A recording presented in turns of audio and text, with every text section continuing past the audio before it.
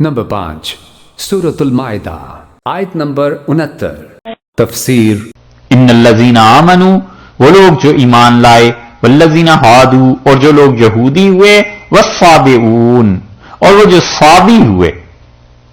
یہ آیت پہلے پارے میں آئی تھی اور اس کی تشریح تو اسی وقت گزر گئی تھی، اور اس آیت پر اس میں پہلے تو صابی کو دیکھ لیجئے۔ یہ صابی دو طرح کے تھے۔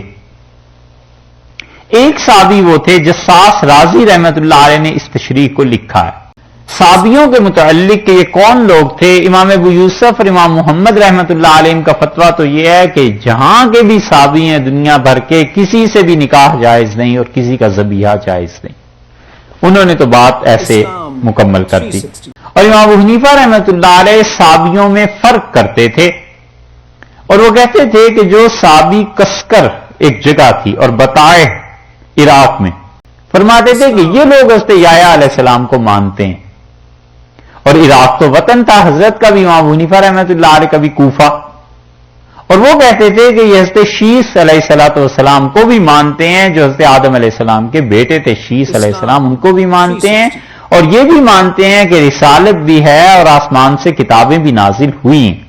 اور امام ابو حنیفہ رحمت اللہ علیہ یہ کہتے تھے کہ ان کا دین عیسائیوں سے مشابہ ہے، عیسائیت سے ملتا جلتا ان کا دین ہے، اور یہ فرماتے تھے کہ یحییٰ علیہ السلام کو زیادہ مانتے تھے، جان دا بیپٹسٹ ان کے یہ پیروکار تھے، تو اس لیے انہوں نے فرمایا کہ جن صابیوں کا یہ عقیدہ ہو وہ اہل کتاب میں داخل ہیں، اللہ تعالیٰ کو اگر مانتے ہوں اور اسی طرح نبوت کے، رسالت کے، ان چیزوں کے اور آسمانی کتابوں کے قائل ہوں، تو امام صاحب رحمت اللہ علیہ کا فتویٰ یہ ہے۔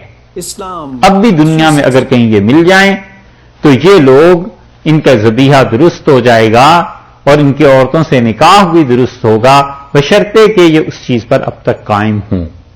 عراق میں کہتے ہیں کہ ایسے لوگ اب بھی ہیں۔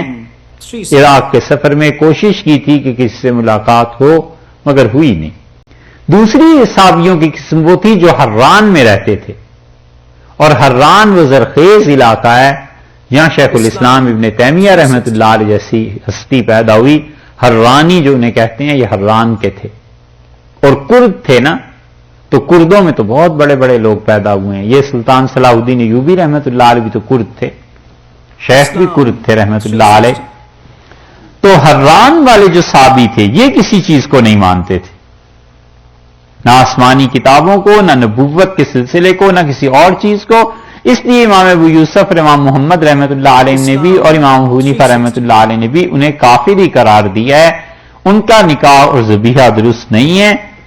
اللہ تعالیٰ نے جو فرمایا ہے کہ صابی ہوں، یہودی ہوں، مسلمان ہوں، والنصارى اور نصارہ ہوں، من آمن باللہ والیوم الآخر، اور جو کوئی اللہ پر اور آخرت پر ایمان رکھتا ہے، وعمل صالحا اور نیک عمل کرتا ہے، فلا خوف علیہم ولا هم یحزنون، ان کو نہ کوئی خوف ہے اور نہ کوئی حزن۔ اس آیت پر بڑا اشکال یہی پیدا ہوتا ہے کہ ایک آدمی جو رسول اللہ صلی اللہ علیہ وسلم کو اور قرآن کو نہیں مانتا، اگر وہ ایمان باللہ اور آخرت اور عمل صالح تین چیزوں کا قائل ہے تو وہ آدمی بخشا ہوا ہے۔